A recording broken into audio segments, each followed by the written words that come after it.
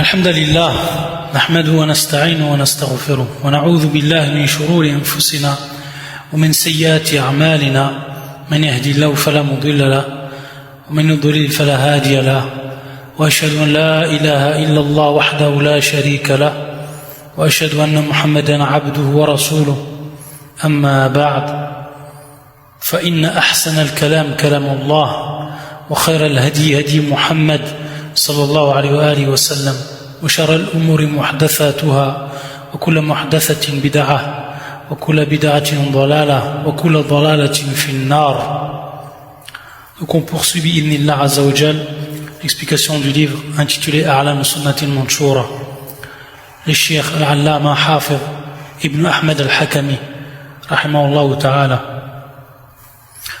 On s'est arrêté la semaine dernière où on était rentré dans un chapitre de la sorcellerie, ce qu'on appelle donc as-sihr, et on avait expliqué ce que c'était, les différentes catégories, et tout ce qu'on a cité donc comme masail, comme questions qui sont en relation donc avec ce thème.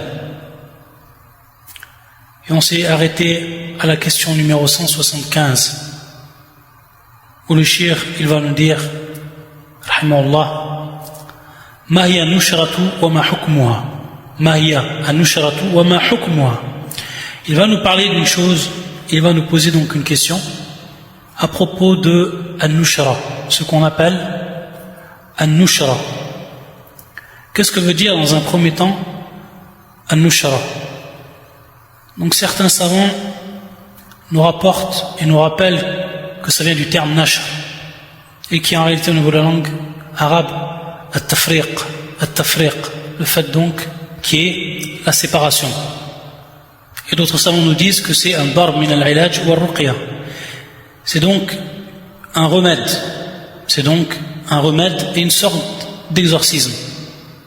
Une sorte d'exorcisme. Ça c'est en réalité ce qu'on appelle an-nushra. Au niveau de la langue arabe de façon générale. An-nushra.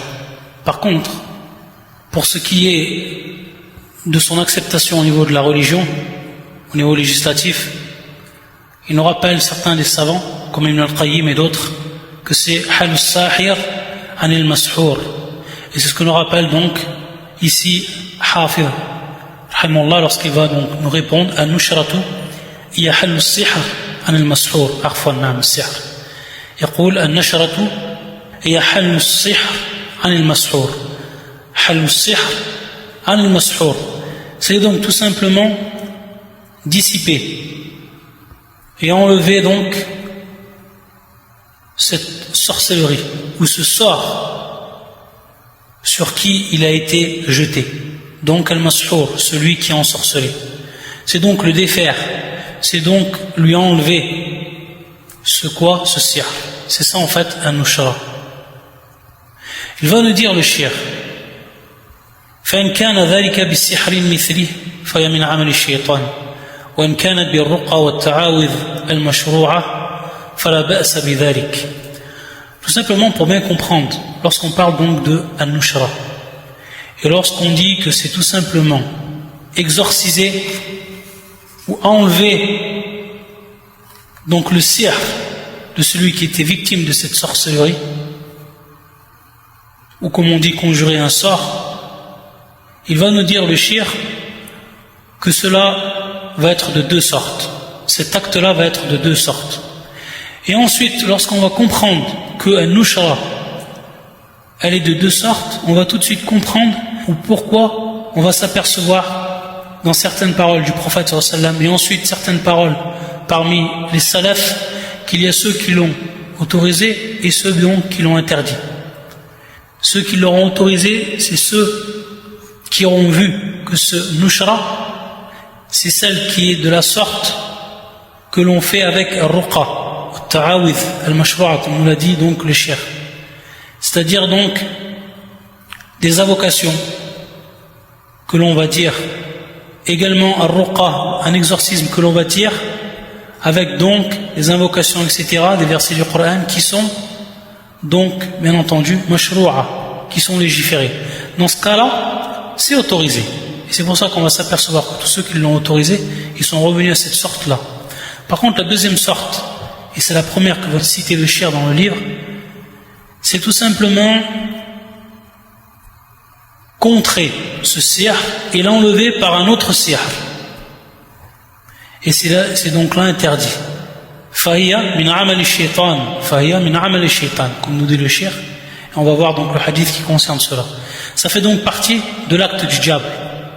Parce que l'on sait que le sihr, il vient des diables. C'est ceux qui l'enseignent aux êtres humains. Et c'est eux donc qui le pratiquent lorsqu'ils s'aident de ces shayatin. Donc le fait de revenir à un sorcier pour enlever le sihr d'une personne qui l'a déjà, qui est victime d'une sorcellerie, c'est tout simplement interdit.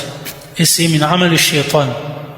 Et c'est donc comme cela comprendre un nushra, qu'elle est de deux sortes, celle qui est permise et celle qui n'est pas permise.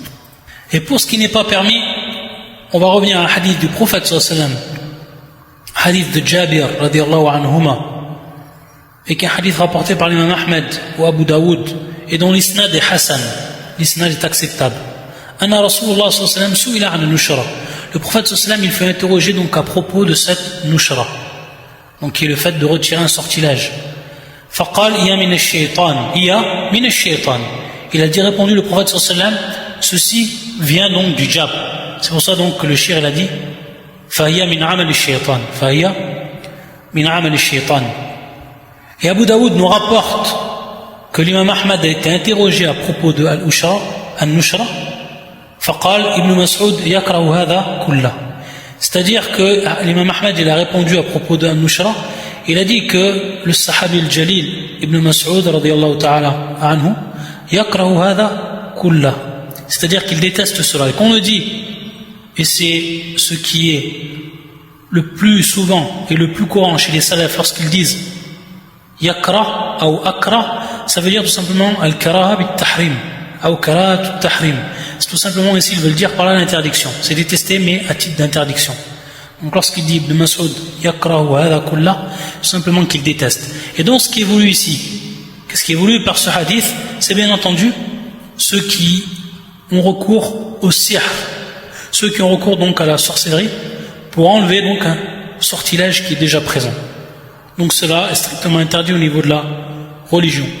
Et c'est pour ça que le prophète, seulement ce hadith, lorsqu'il a dit, ou lorsqu'on lui a demandé Su'ila an an-nushra bil alif wal lam, al alif wal lam lil ahd, c'est-à-dire que on lui a demandé à propos d'un nushra qui est bel et bien précis, c'est-à-dire qu'on a voulu par là un nushra qui se pratiquait dans al-jahiliya, chez les gens de la jahiliya, et qui était donc de recourir à la sorcellerie elle-même pour retirer donc un sort, etc. Donc c'est à partir de là que le prophète sallallahu alayhi wa sallam a répondu de cela, donc par rapport à ce qui lui était demandé, et un nushra qui était celui qui était interdit, c'est-à-dire celui qui était bel et bien précis, celui qui était fait et pratiqué par les gens de la jahiliya, ayadan billah. Et maintenant, si on voit, si on s'aperçoit d'autres paroles parmi les salafs, comme cela a été rapporté par l'imam al-Bukhari dans son authentique, An Qatada, il a demandé donc à Sa'id ibn al-Musayyib, Rajulun bi tib, ou yu'akhad an imrati, ou yuhal anhu, ou yunshar. C'est-à-dire qu'on lui a posé la question d'Ibn Musayyib par rapport à une personne bihi tib, c'est-à-dire donc on avait dit tib bima'na sihr, c'est-à-dire donc qui est ensorcelé. Est-ce qu'on va le laisser comme tel, c'est-à-dire qu'il ne pourra donc par la suite ne pas s'approcher de sa femme, car c'est ici un des cas ou un des résultats du sihr que l'on fait pour un homme, afin qu'il ne s'approche plus donc de sa femme et qu'il ne peut plus avoir de rapport avec elle. Ou alors on va ici donc enlever ce sihr-là, et parce qu'il est bien entendu autorisé. Donc al-nushra, al-mashrou'a ici. C'est pour ça qu'il va dire, Ibn al-Musayyib, la ba'sa bihi, innama yuriduna bihi l'islah, innama yuriduna bihi l'islah. Donc il a répondu Ibn al-Musayyib qu'il n'y a pas de mal à cela. Il a voulu bien entendu ici al-nushra, celle qui est autorisée. C'est-à-dire qu'ils veulent par là, ceux qui donc vont pratiquer ce nushra, par ce qui est autorisé, et on va revenir à ce qui est autorisé, ils veulent par là donc al-islah, faire le bien, et remettre les choses comme elles étaient auparavant, et donc enlever ce mal qui les a touchés. À partir de là, on va comprendre la parole de Ibn al-Musayyib wal jawaz li'annahu al-nushra al-mashru'a, ce qui est donc permis et ce qui va revenir donc à ce qui est permis quant à l'utilisation, comme il a dit le shir al-ta'awidh wa al-ruqa, etc. Et c'est ce qu'on va détailler maintenant. Ibn al-Qayyim, rahmatullah alayh, lorsqu'il nous a parlé également de An-Nushra et qu'il nous a expliqué que c'était également qu'elle se divisait donc en deux catégories, ou qu'elle était de deux sortes, celle qui était donc légiférée, celle qui était interdite. Pour ce qui est de la deuxième, c'est-à-dire celle qui est légiférée, il va dire An-Nushratu bi-ruqya wa ta'awwidhat wal adwiya wa da'awat al-mubaha fa hadha jaiz. Donc il va nous citer quatre choses ici, Ibn al-Qayyim. Il va nous dire An-Nushratu bi-ruqya. Ar-ruqya. Donc tout simplement faire ce qu'on appelle ar-ruqya. Donc faire acte d'exorcisme en revenant par cela à la lecture de versets du Coran.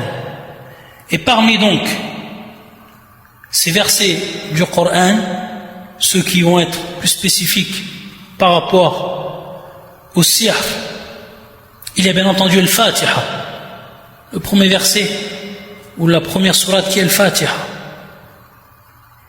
Et également, comme le rappellent certains savants, réciter les versets qui sont en relation avec Ibtal al-Sihr, c'est-à-dire lorsqu'Allah Azza wa Jalla nous a rappelé comment, de par ses envoyés, il a annulé le sihr des Sahara, le sihr donc des sorciers. Comme fi surat al-A'raf, du verset 117, qu'on va retrouver du verset 117 jusqu'au verset 122, fi surat al-A'raf. Al-A'raf. Wa wahayna ila Musa an alqi 'asak ila akhir al-ayat. De même, fi surat Yunus, qala Musa ma ji'tum bi sihr ila akhir al-aya, et qui est le verset 82, fi surat Yunus, qui est le verset 82.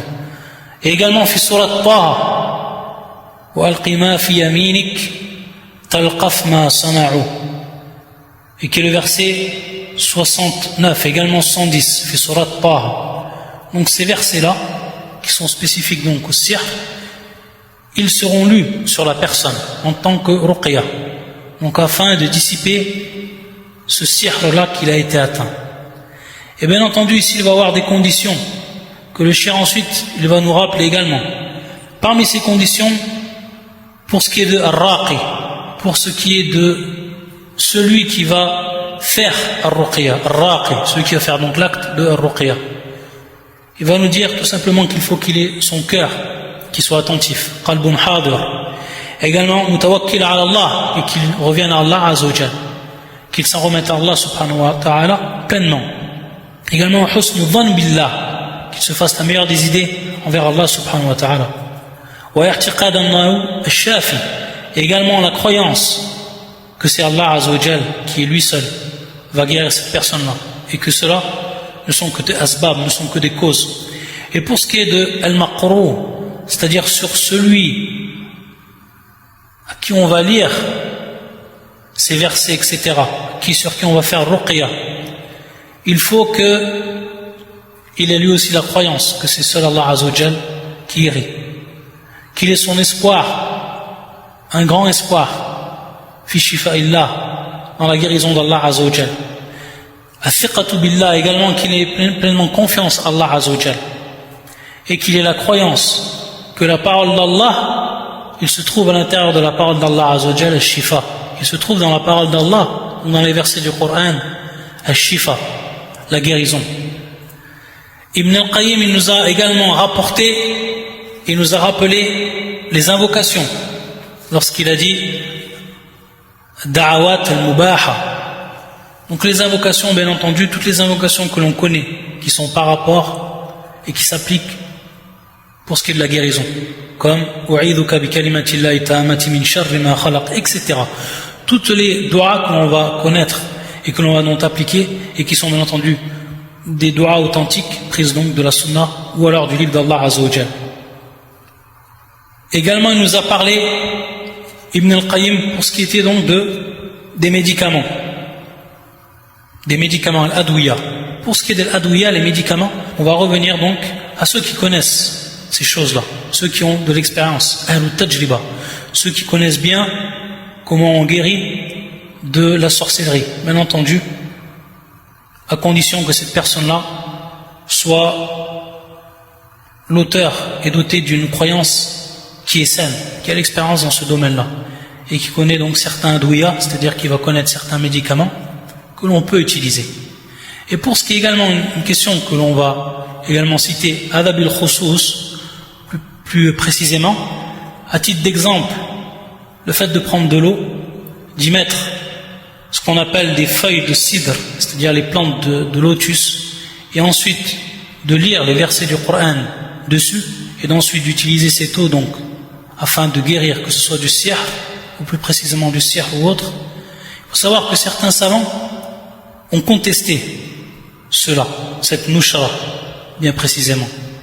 Et beaucoup de savants, et beaucoup d'autres savants, ils vont dire que c'est autorisé. Pourquoi? Parce que ça fait partie tout simplement des médicaments. Comme Cheikh al-Islam, ou comme Cheikh Ibn Baz, rahmatullah alayh. Également, c'est l'avis de l'auteur du livre qu'on étudie, Cheikh Hafid, également qui cite que c'est autorisé de faire cela. Donc tous les médicaments qui vont être donc permis et que les gens, ceux qui sont spécialisés, connaissent. Et qui sont également à titre de ruqa. C'est pour ça que lorsqu'on a parlé de ruqa, le shir il va nous dire dans la question numéro 175, ou arfouan, la question d'après 176, vu qu'on a parlé et vu qu'il a dit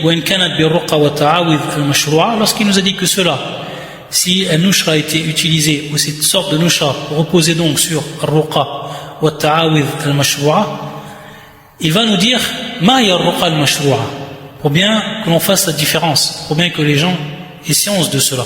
Ma ya al-ruqa al-mashru'a, car les gens, ils ont besoin de savoir et de distinguer ce qui est autorisé, ce qui n'est pas autorisé, et de connaître donc les remèdes que l'islam a proposés, qui n'effleure en aucun cas la croyance du musulman, bien au contraire. Il va nous dire, le shir, ya ma kanat min al-kitab wa sunnah khalisa wa kanat bil lisan al-arabi wa i'taqada kullu min ar-raqi wal murtaqi anna ta'thiraha la yakunu illa bi idnillahi azza wa jalla fa inna an-nabiy sallallahu alayhi wa sallam qad raqahu jibril alayhi salam ورقى هو كثيرا من الصحابة وأقرهم على فعلها بل وأمرهم بها وأحل لهم أخذ الأجرة عليها كل ذلك في الصحيحين وغيرهما. Il va nous rappeler donc ici trois conditions pour que ar-ruqa, donc lorsqu'on dit ruqa, c'est bien entendu le pluriel de ruqya. Il va nous dire le shir qu'il y a trois conditions pour que ar-ruqa elle soit légiférée et que le musulman puisse donc l'utiliser. La première condition, c'est celle qui va dire, lorsqu'il dit ma kanat min al-kitabi wa sunnah khalisa, c'est celles donc qui vont être prises, donc des invocations, des versets du Coran, avec lesquels donc on va faire cet acte d'exorcisme, qui sont pris de al-kitab, du livre d'Allah Azza wa Jal, et de la sunna du prophète sallallahu alayhi wa sallam, de la sunna bien entendu authentique du prophète sallallahu alayhi wa sallam. Khalisa, c'est-à-dire pure, c'est-à-dire rien en dehors de cela, uniquement du livre et de la sunna. Wa kanat bil lisan al-arabi, la deuxième condition, que cela soit en langue arabe, que cela soit en langue arabe, c'est la deuxième condition. Ensuite, la troisième condition, c'est ce qu'on a cité auparavant déjà, c'est que la personne, elle a la croyance que ce soit celui qui pratique la ruqya sur les gens, ou que le malade, que ce soit le malade, celui qui est mashour, celui qui est ensorcelé, qu'ils aient donc la croyance, une croyance ferme, que l'effet que cela va avoir ne peut être que par l'autorisation d'Allah Azza wa Jalla. Et que cela, bien entendu, sont des causes qui sont utilisées. Et que le véritable shafi, c'est Allah Azza wa Jalla. Donc ça, c'est i'tiqad. Ça, c'est la troisième condition. Donc qui repose, cette troisième condition, sur l'irtiqad, sur la croyance. Il va nous citer, à titre de preuve, ici, que le prophète sallallahu alayhi wa sallam, il est ensorcelé, comme on l'a vu dans le hadith, dans le cours précédent, lorsqu'il était ensorcelé par Labid ibn al-A'sam. Et j'avais dit que c'était un juif. En réalité, c'était pas un juif, mais c'était un hypocrite et un allié des juifs, pour ce qui était de Labid ibn al-A'sam. Et que le prophète donc a été ensorcelé par cette personne-là, et que Jibril, c'est lui-même qui l'a raqaou, qui l'a donc exorcisé, et qui a donc retiré le sortilège qui lui avait été lancé au prophète sallallahu alayhi wa sallam, et ce sihr, donc ce sihr qui lui avait été lancé. Et le prophète sallallahu alayhi wa sallam lui-même, c'est-à-dire que lui-même il a fait cet acte ruqya sur beaucoup des sahaba. Et comme il nous le rappelle, il va faire allusion ici au hadith d'Abu Sa'id al-Khudri, lorsqu'ils avaient été voir une tribu et qui leur avait donc demandé à Diyafa de les prendre comme invités, et qu'ils avaient refusé, et qu'ensuite le chef de cette tribu s'était fait mordre par un scorpion, et qu'ils avaient été les voir ensuite, les sahaba, et parmi eux Abu Sa'id, et qu'il leur avait demandé s'ils avaient un remède, et donc Abu Sa'id lui avait fait al-ruqya par al-Fatiha, et qu'ensuite ils avaient pris à partir de cela, de cet acte-là, un ujra, comme nous le rappelle le shir ujra, c'est-à-dire qu'ils avaient pris un salaire. Et le prophète sallam, tout cela, il l'a autorisé. Et il l'a aqarrahu, c'est-à-dire donc, il a agréé ce qui avait été fait. Bien entendu, tout cela, hada fi sahihayn, en Sahih al-Bukhari, Sahih Muslim. Donc à partir de là, on sait bien que ruqya, si elle repose sur ces trois conditions, de par l'acte de Jibril, de par l'acte du prophète sallam, de par l'acte des sahaba, c'est quelque chose qui est autorisé bidun khilaf, sans aucune donc divergence. À la question 177, il va nous dire, rahimahullah, ma ya ruqa al-mamnu'a. Donc il a parlé dans un premier temps de celles qui étaient mashru'a. Il va parler maintenant de celles qui sont mamnu'a. Il va nous parler de celles qui sont interdites. Il va nous dire donc, ya ma lam takun min al-kitab wa sunnah wa la kanat bil arabiyya. Donc toutes celles qui ne vont pas comprendre les conditions qui sont requises. Donc qui ne sont pas du livre et de la sunna, qui ne sont pas en langue arabe. بل هي من عمل الشيطان واستخدامه وتقرب إليه مما يحبه.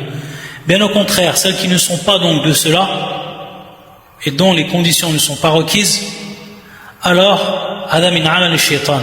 Cela fait partie donc de l'acte du diable et de l'utilisation donc du diable, et ça va être un rapprochement auprès de lui, c'est-à-dire au plutôt utilisé. C'est donc l'utilisation que l'on va faire du diable à partir de là, parce qu'on utilise ces ruqa qui ne sont pas du livre de la sunna, qui ne sont pas en langue arabe. Donc ça va être l'utilisation que l'on va faire du diable à partir de cela. Wa taqarrub ilayhi, et également se rapprocher de lui, du diable, bima yuhibbu, de ce qu'il aime. Kama yaf'aluhu kathirun min ad-dajajila wal musha'wadhin, comme bien entendu le font beaucoup de gens, les charlatans, les sorciers, ayadan billah. Ces gens-là donc qui font cela, qui vont utiliser des choses qui n'ont rien à voir avec le Coran et la Sunna. Les imposteurs, les charlatans, les superstitieux, ayadan billah. Ils utilisent donc ces ruqa, celles qui sont mamnu'a. Et également il va nous dire mimman yanzur fi kutub al-hayakil wa at-talasi ka shams al-ma'arif wa shumus al-anwar wa ghayrihima mimma adkhalahu a'da'u al-islam alayhi wa laysat minhu fi shay. Comme certains livres qui sont très connus. Parmi ces livres-là, ceux qui consultent donc les livres de sorcellerie, de talisman, tels que certains livres, comme celui qu'il a nommé le shir, qui est un livre connu, Shamsul Ma'arif, c'est-à-dire ce qu'on pourrait traduire le soleil donc des sciences, ayadan billah, et qui est rempli en réalité de shirk et de dua du shaitan, et de ruqa du shaitan, Shamsul Ma'arif, et également Shumus al-Anwar. Donc des livres, ces livres-là qui sont connus, et qui en réalité ont été attribués à l'islam par les ennemis de l'islam, ayadan billah, mais qui n'en font aucunement partie, et qui ne sont ni près ni de loin de ces sciences, c'est-à-dire des sciences de l'islam. Et comme le shir lui-même l'a démontré dans son livre, Ma'ajij al-Qaboul, le livre donc, son deuxième livre sur la croyance, beaucoup plus vaste, beaucoup plus détaillé, et qui traite également donc de tous les points de la croyance. Ma'ajij al-Qaboul, fi sharh Sullam al-Wusul. Donc voilà ce que va nous rapporter le shir pour bien connaître ce qui n'est pas de al-ruqa al-mashru'a, bal min al-ruqa al-mamnu'a.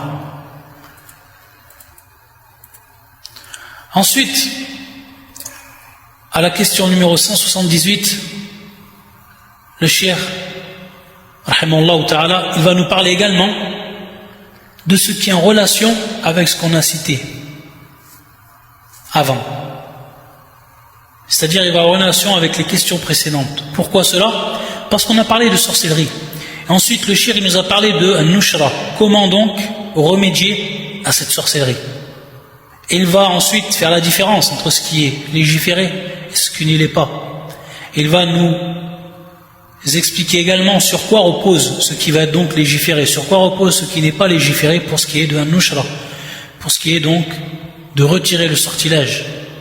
Donc il était ici judicieux et très important à la question 178 qu'il nous parle d'une chose qui est malheureusement répandue chez beaucoup d'ignorants parmi les musulmans, et qui est donc le fait de se raccrocher des anneaux, ou le fait de se raccrocher des cordes, ou le fait de se raccrocher d'autres choses encore que l'on va ici, incha'Allah, citer. Afin de quoi? Afin de se protéger donc de ce mal.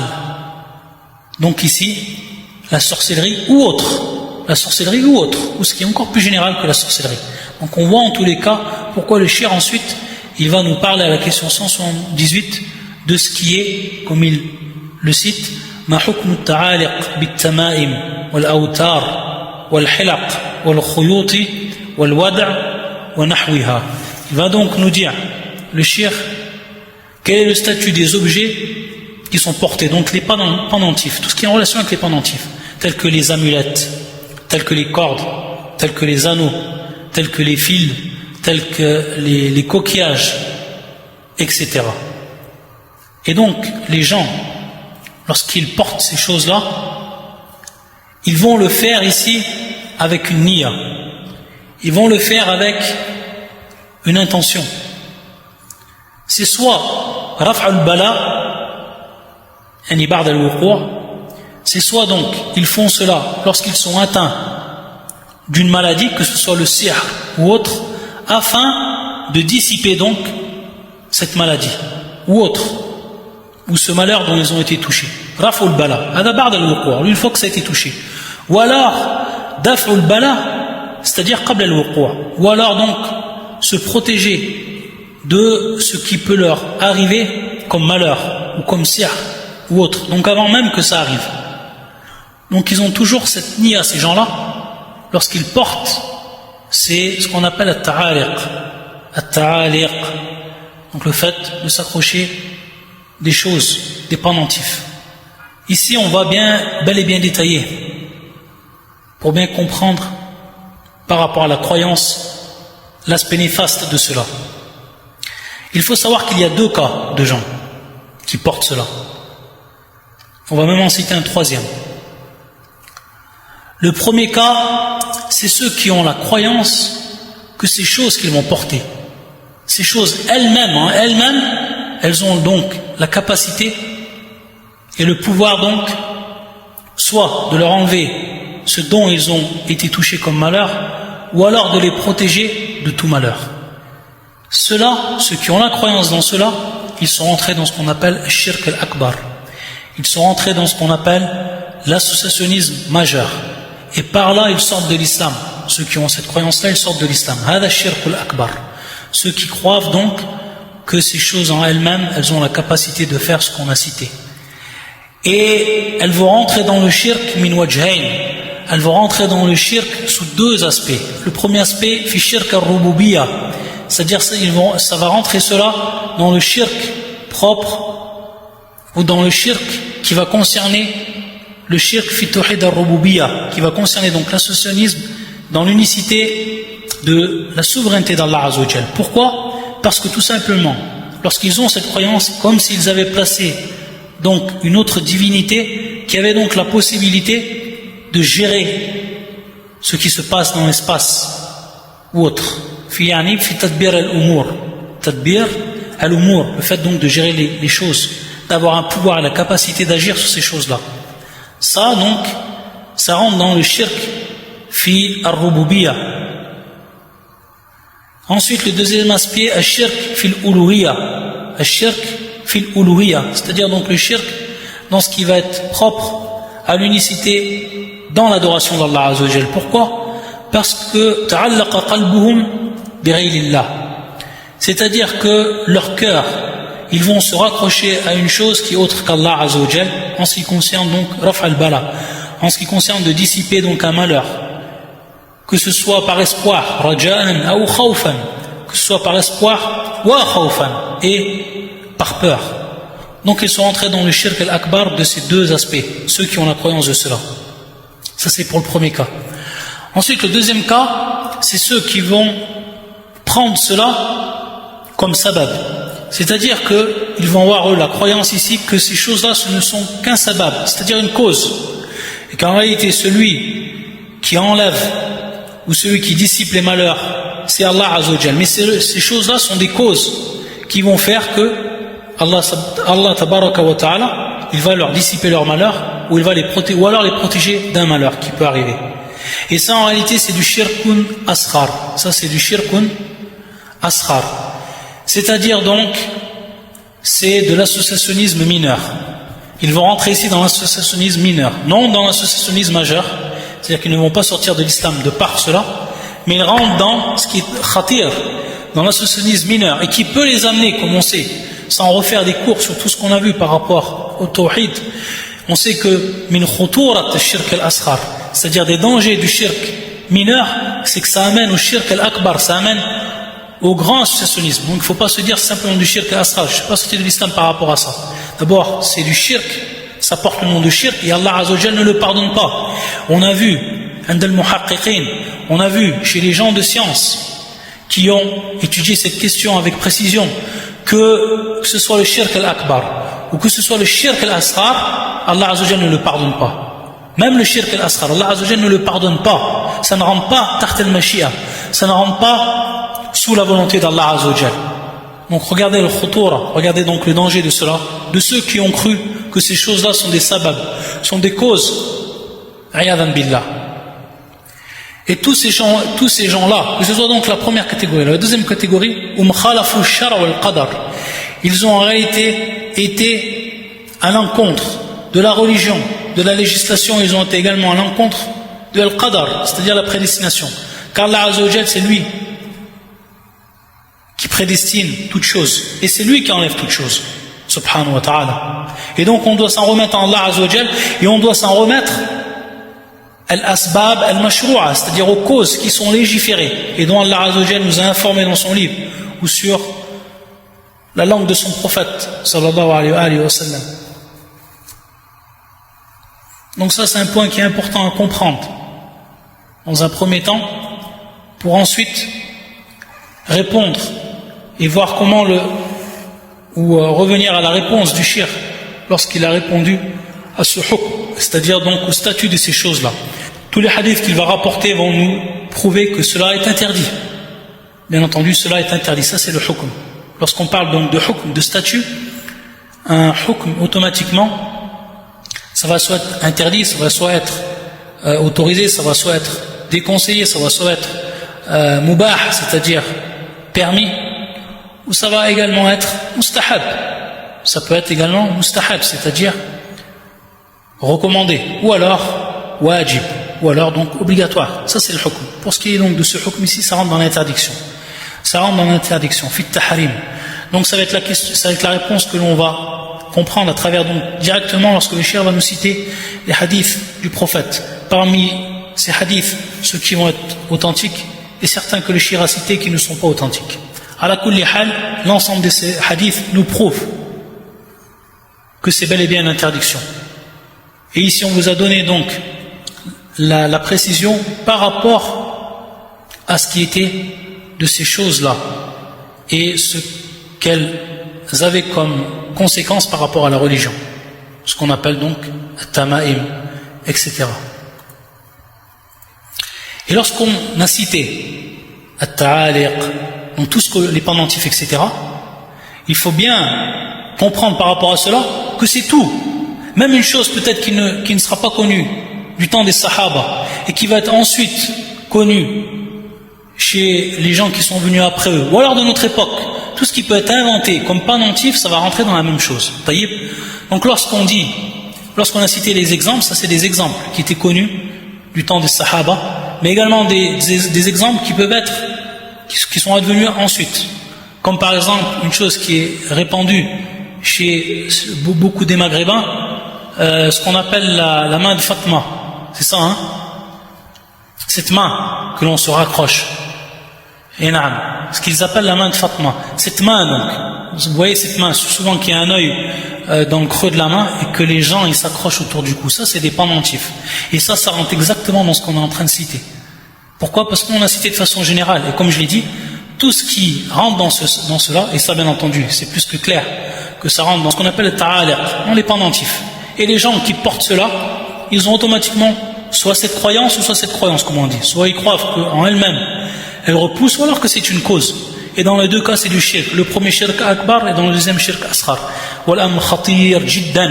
Et donc la chose, elle est plus que dangereuse par rapport aux musulmans et par rapport à sa croyance. Ayadhan billah.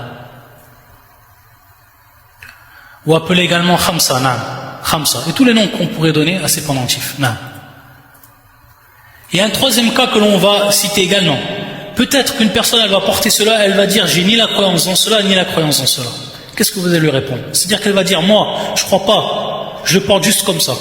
C'est-à-dire, je crois pas que cette chose en elle-même, elle repousse le mal, ou elle apporte du bien, et je ne crois pas que cette chose-là est un sabab. On va lui répondre de la manière suivante, et ça on pourrait dire que c'est une troisième catégorie de personnes. On va lui dire dans un premier temps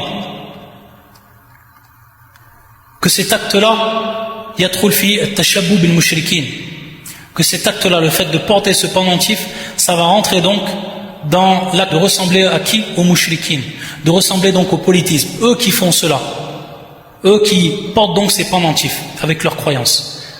Et bien entendu, ici il est strictement interdit dans la religion.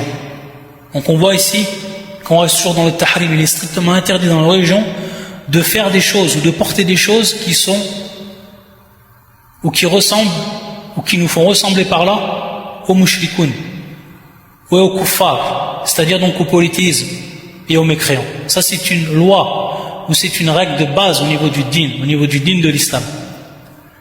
Tahrim at-tashabbuh bil kuffar wal mushrikin, l'interdiction de ressembler donc aux kuffar et aux mushrikin, et encore plus quand c'est ce qui est propre à leur croyance, encore plus. Et également, on va lui répondre min bab sadd al-dhara'i'. Pourquoi? Parce que la personne qui porte cela, yadda'i, c'est-à-dire que lui, il prétend ne pas avoir la croyance. Mais est-ce qu'il est réellement à l'abri? Aujourd'hui, il dit cela. Est-ce qu'il est réellement à l'abri demain que le shaitan, de par ce qu'il porte, il lui fasse un waswas et qu'il lui fasse aimer cette chose-là et qu'il lui rentre dans son cœur cette croyance? Est-ce qu'il est à l'abri de cela, le fait de porter cela tous les jours? Et na'am, an-nafs da'if, c'est-à-dire que l'âme elle est faible, elle doit s'écarter donc tout ce qui peut l'amener au shirk. Et ça c'était un minhaj dans la vie du prophète sallallahu alayhi wa sallam. C'était la voie du prophète sallallahu alayhi wa sallam durant sa vie, d'écarter les gens de tout ce qui peut les amener au shirk, même si ce n'est pas considéré ces choses-là, ou alors qu'il n'y a pas la croyance sur ces choses-là, que c'est du shirk. Tout ce qui peut nous amener au shirk, alors le prophète sallallahu alayhi wa sallam l'a interdit. Et ça en réalité également, ça rentre dedans. Le fait donc de porter cela, et si la personne elle prétend, à ce moment où elle prétend, qu'elle n'a la croyance ni en ça ni en ça. Parmi ce qu'il a cité le shirk comme hadith, ce hadith qui est rapporté par Abu Daoud ou l'imam al-Tirmidhi dans leur sunan, et qui est hadith dont l'isnad est hasan, est acceptable. يقول النبي صلى الله عليه وسلم من علق شيئا وكل إليه. Donc on voit ici le verbe allaqa. On a vu donc le terme qui est employé dans la question du shirk, at-ta'aliq.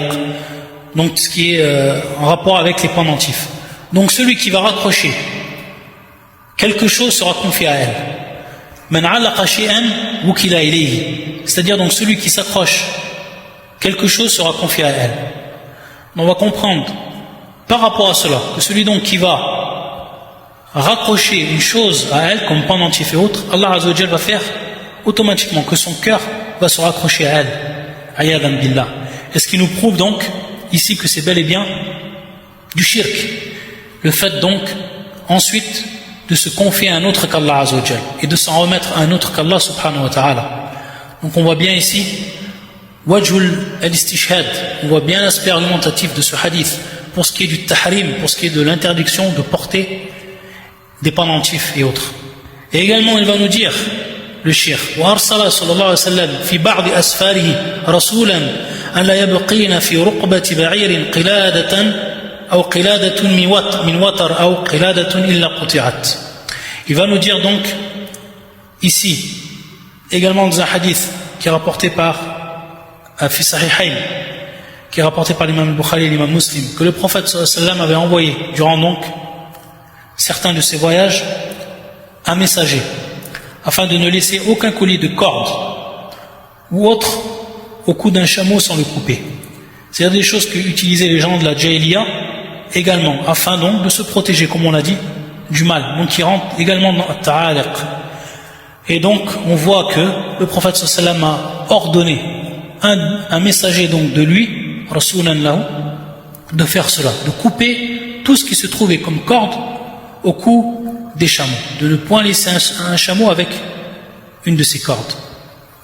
Et également un autre hadith qui va nous citer le shir, وقال صلى الله عليه وسلم, donc il y a un hadith rapporté par l'imam Ahmed ou Abu Daoud, Ibn Majah ou Al-Barawi, Sunnah et d'autres encore, et qui est un hadith authentifié par Al-Albani. ويقول النبي صلى الله عليه وسلم إن الرقى والتمائم والتولى شرك. إن الرقى, donc les formules ou tout ce qui va être utilisé donc comme exorcisme. Et ici on va comprendre bien entendu birruqa, ce qui est mamnoua, c'est-à-dire ce qui est interdit et qui n'ont pas donc les conditions requises comme on l'a cité précédemment. Inna ruqa wat tamaim,